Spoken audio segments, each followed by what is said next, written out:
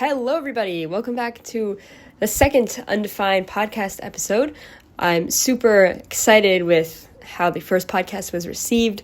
I got so many amazing comments, reviews, questions, opinions, discussions that I can't wait to read later on in the episode.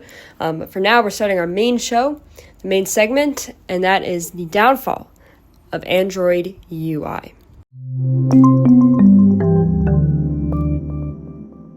Now, I think that Android UI has always been better than iOS UI. And maybe instead of using the word better, maybe I should say I just liked it more. I think that it was just more aesthetic. And I'm definitely acknowledging that this is like a personal preference. And I know a lot of people who also prefer Android UI. But what I'm saying now is probably a hot take because a lot of people think iOS UI is better for a lot of reasons. The consistency, maybe it's more fluent, maybe even more premium.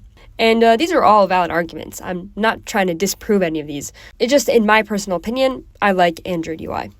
If we compare Android UI to iOS UI, starting from the oldest versions of the two operating systems, at this stage, both of them kind of looked pretty similar. I mean, at this stage in mobile handset operating system design, there wasn't too much differentiation. This was very much in the skeuomorphic era, the Frutiger Arrow era.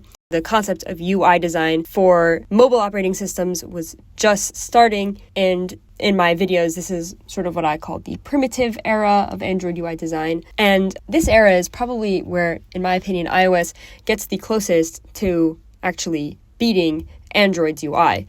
It might even be better in these first couple of early years in the late 2000s. The iOS look is a little bit more consistent, polished maybe, and in my opinion, just based on experience, it just can feel a little bit more fluid. Now, the more we progress through the years and the later on we get, it looks like Android UI, in my opinion, is starting to just look better and better. And iOS UI is sort of at a bit of a flat line. It doesn't evolve too much over the years until iOS 7, and we'll talk about that a little bit later on. That was 2014, and Android went through a big change then as well with the paper-cut design shift. But we're not there yet. We're still in the early 2010s. We have the pre-Holo era, we have the Holo era, and at this point in time, iOS UI isn't changing too much, while Android UI seems to be changing rapidly year by year. And this is one of the reasons why I actually like the Android UI, is because of this excitement, this unpredictability. I just think it's fun. So the pre-Holo era and the Holo era look pretty good. If you're listening to this in podcast format, then you're not going to be able to see what I'm talking about. But God willing, I will be posting this as a video as well, so you can see some pictures for what I'm talking about. Now, in the Holo era, I think by this time Android is starting, in my opinion, to look better than iOS. I just really like the sharp edges of Android UI. The colors are a little bit more robotic and spaceship-like. It feels a little bit more techy, a little bit more, I don't know. It's my personal opinion, so I just say it looks more cool. Now, we are moving on to iOS 7 and Android Lollipop. So this is around the year 2014, and mobile operating system UI has already been around for a few seasons at this point. It's been around for a few moons. It's not in its early stages like it used to be, and things are shifting. In 2014, basically everything starts getting flatter across the board, and I'm not even just talking about mobile operating systems. It's sort of a worldwide trend. I really couldn't tell you exactly what sparked it, but I have a theory that it could be a reactionary movement to the very glossy, very skeuomorphic era of Frutiger Arrow, which was the design era right before it. Now it's here where I believe Android really starts to shine with Android Lollipop. Now, Holo was definitely amazing, and a lot of people actually argue that Holo was peak Android UI. And in a sense, I do agree with that. I think there's a lot of that depth and 3D-ness that Android Holo had that sort of left to never return with Android Lollipop. But realistically, for a modern device and living in this world, I think that the paper-cut aesthetic and design language really was a perfect balance between practicality and usability versus retaining that soul, that style, that pleasant and delightful UI. And it was at this time that iOS 7 also changed from their older skeuomorphic look into the iOS 7, the flat, punchy, really actually nice looking design language that we still often see today, although I'll talk about this later.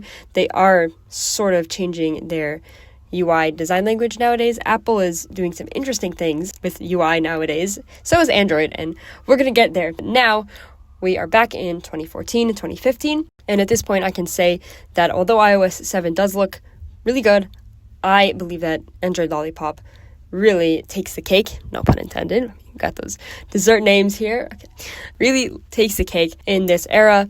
And this is where Android really starts to shine. You start to have the layering of the Material UI design, the different colors, schemes, and themes. The font is really good. I really like the Roboto font. I mean, Apple has great fonts as well.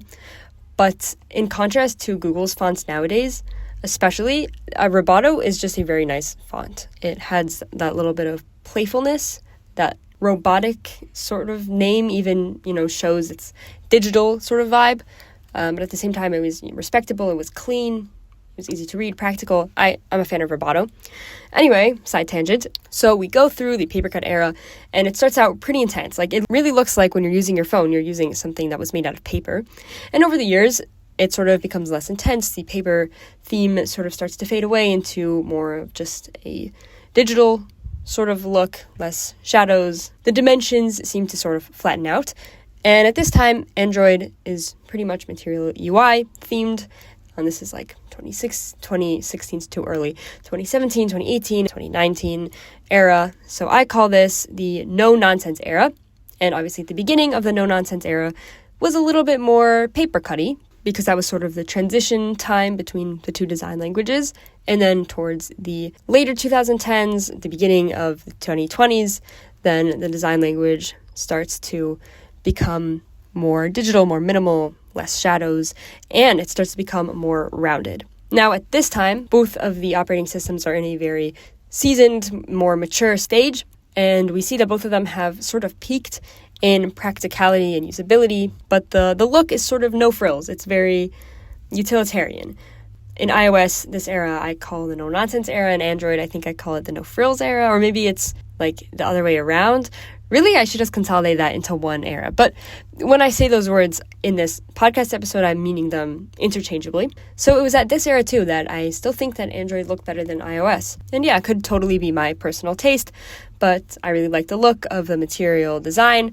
I think at this point it was Material design iteration 3. It went through a few iterations, with like Material 1 being the like paper cut look, and then Material design 2, and then 3, and they progressively got less paper cutty. So even by the time of Material 3, Android still, I think, looked very, very good. I still prefer it over iOS because of all the things that I mentioned before. And one thing I didn't mention is the animations. I think Android animations, and this might really be a hot take because iOS is often praised for its animations. While it's true that there are things on iOS that don't compare on Android, for example, the really detailed 3D animation you get when you connect AirPods to your phone and stuff like that. There are those like special things that you can't really compare to Android. But in general, like the general animations, in my opinion, of the operating system, I really like it on Android. It feels snappy. I want to say it feels a little bit more playful. There's a little bit more charm there. Like I like, in Android when you get to the bottom of a screen to show that you've hit the end of the menu. I'm not sure if it does this anymore on Material U, because I haven't used it in a little bit.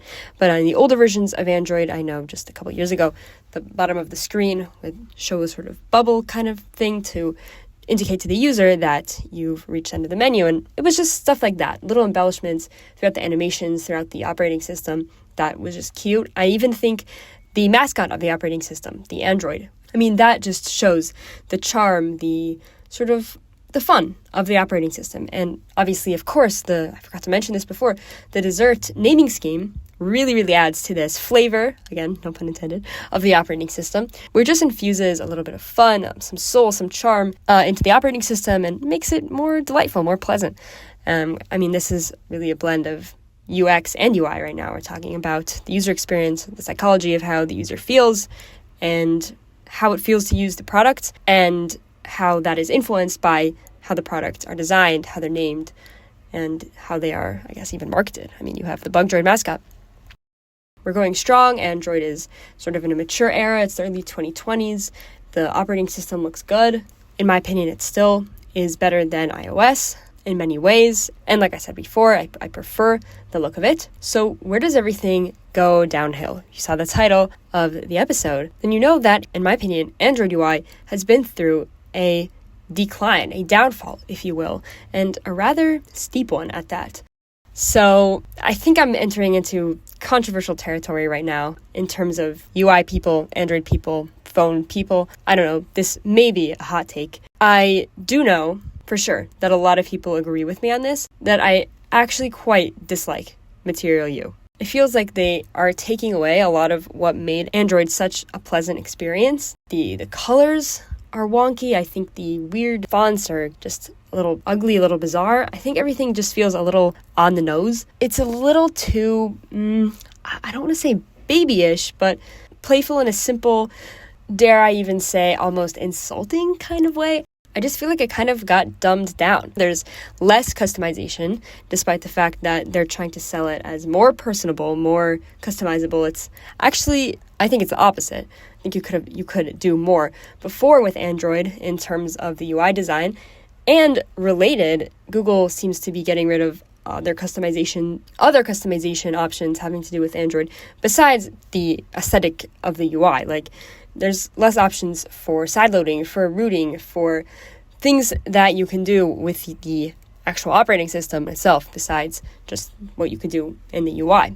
Well, that's a topic for another time.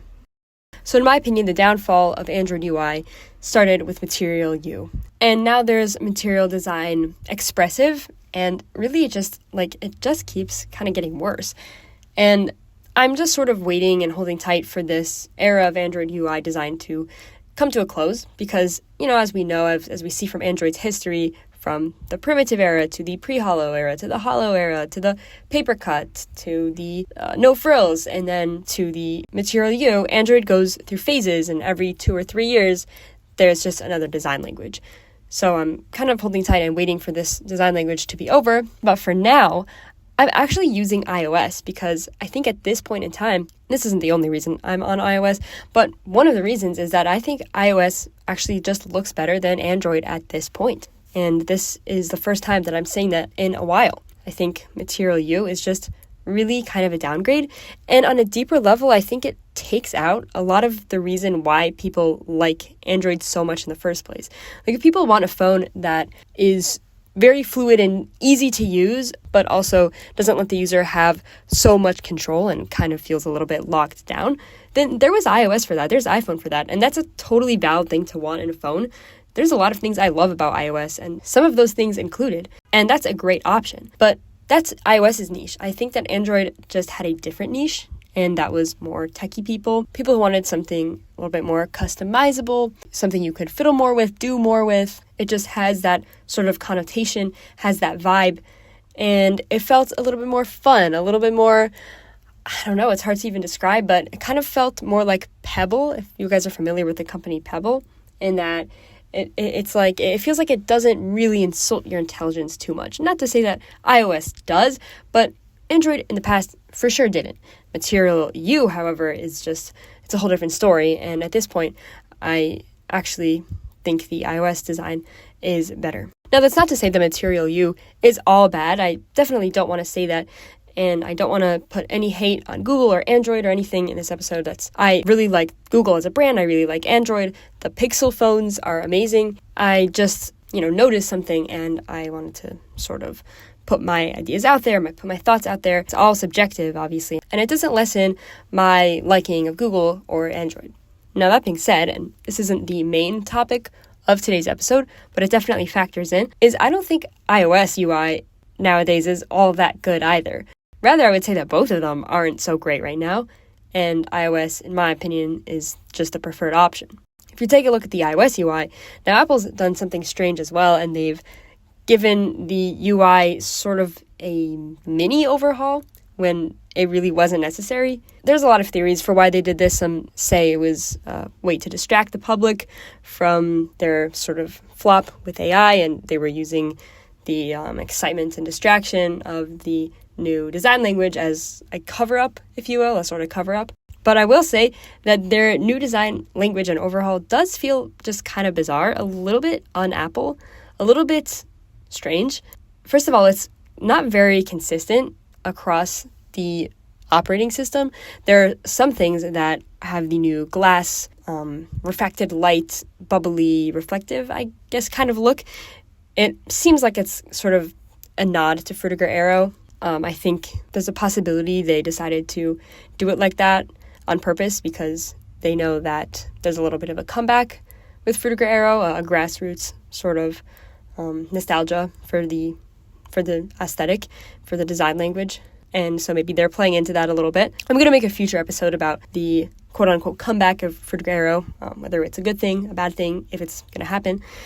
Anyway, for now, I will say that the new app logos and designs on iOS just don't do it for me. I'm not a fan of the translucent kind of neomorphic glass sort of look. There is more texture, there is more depth, but in my opinion, people aren't like, oh, depth, it's good. Oh, 3D equals amazing. No, if it's aesthetic, if it's pleasant to look at, if it's easy to use, then that is what makes a design likable. Simply just adding shadows and dimensions everywhere, well, that just doesn't do it.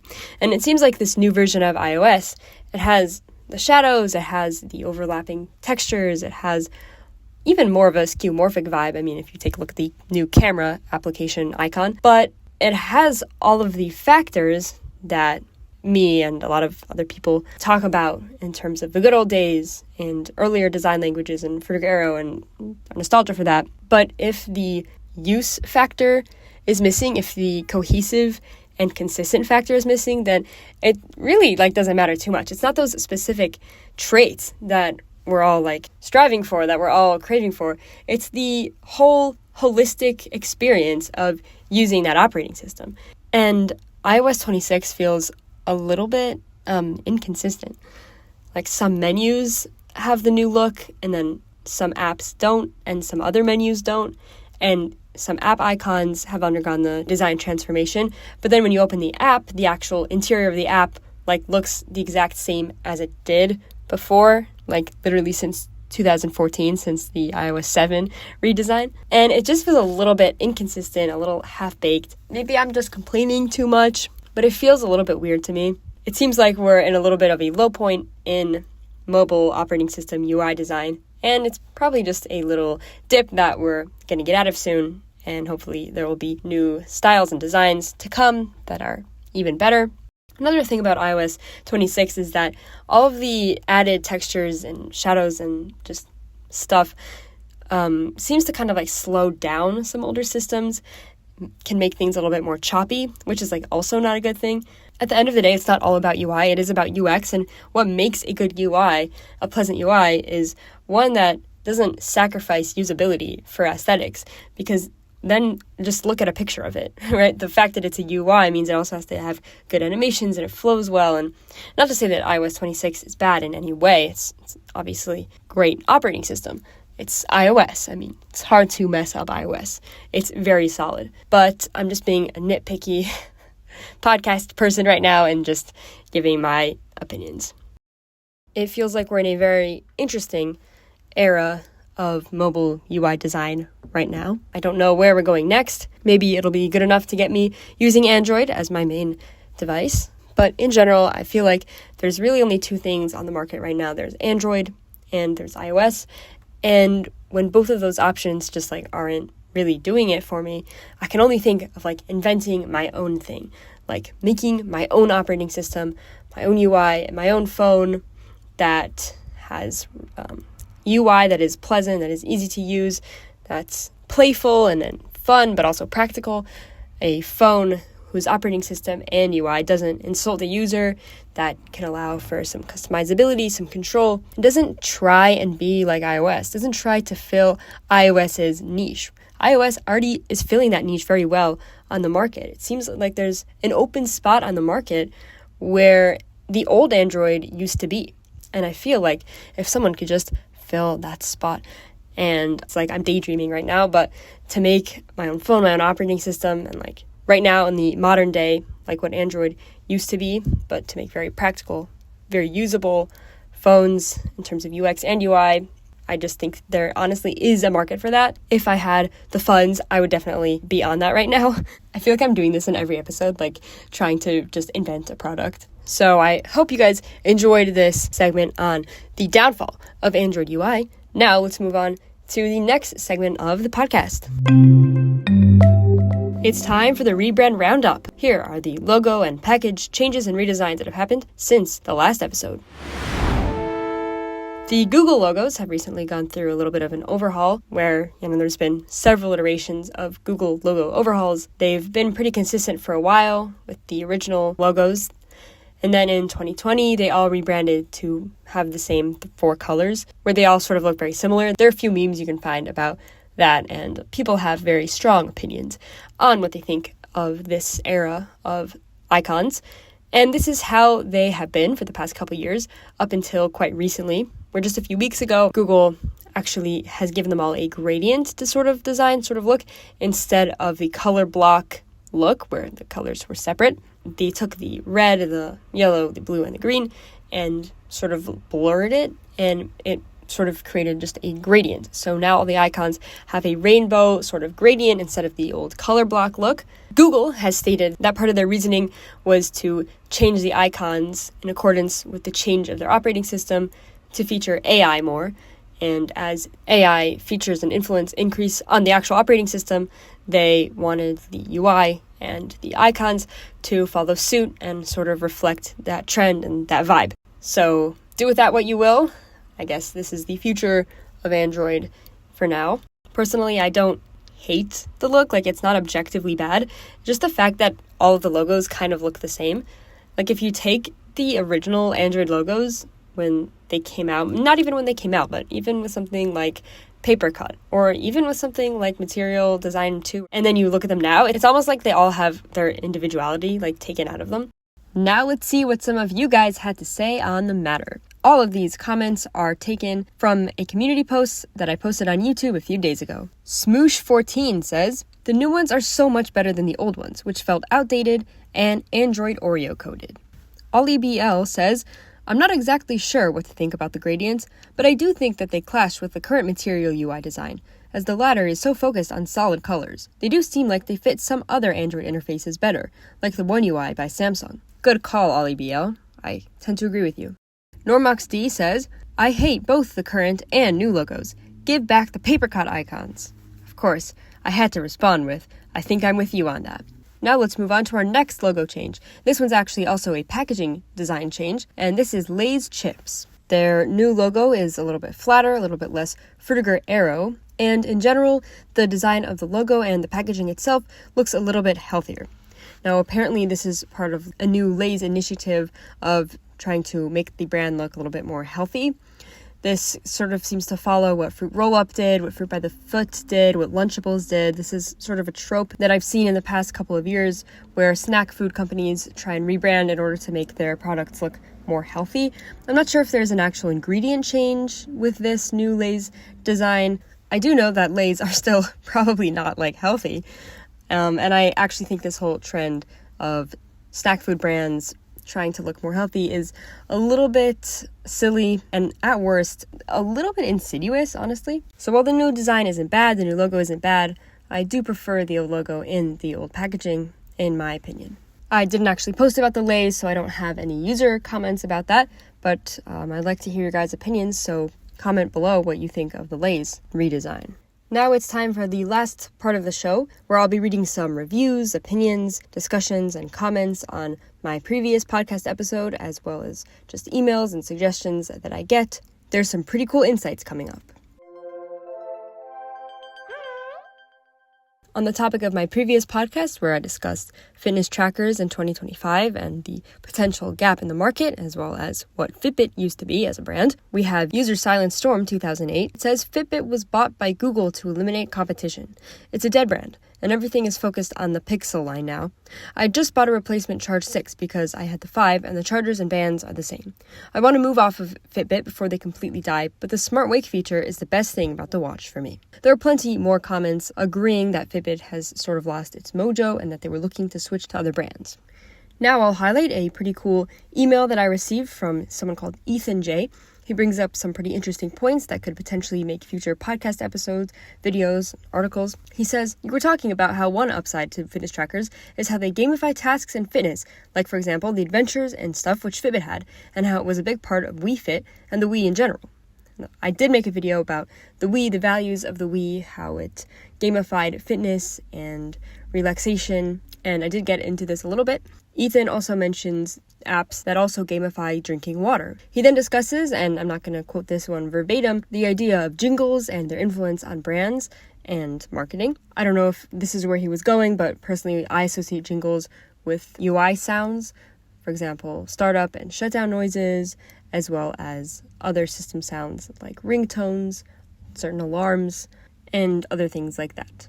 If you want to reach out to me on any of these platforms, I have Reddit, Twitter, YouTube, and email. Links to all these platforms are down below in the description of this episode. Finally, I want to read some reviews that I received on my previous podcast. First, we have a really nice review from Dynamax on Spotify. He says, I really enjoyed this first episode. I've never really looked into fitness tracking or smartwatches, but you talk about it in an interesting way. I'm mostly waiting for the more UI design-centered podcasts. Also, definitely agree with the ecosystem tangent. In an ideal world, we could all easily switch or share storage platforms for whatever kind of data. I really like your style. Hope to keep listening. Thank you, Dynamax from Spotify, and I hope this episode is what you imagined. And just real quick, I want to highlight Ethan and Berend from Spotify and Bread Pirate from YouTube, who all commented about the jingles and the little sound effects that I used in my podcast. So I actually made them, and I really appreciate you noticing them. And with that, we will conclude our episode. If you enjoyed this show, please consider writing a review on whichever platform you're listening on. It would really help me out, and I may even read it on my next episode. And of course, my YouTube and other social media accounts are always linked down below if you're interested in additional content or want to reach out. Thanks for listening.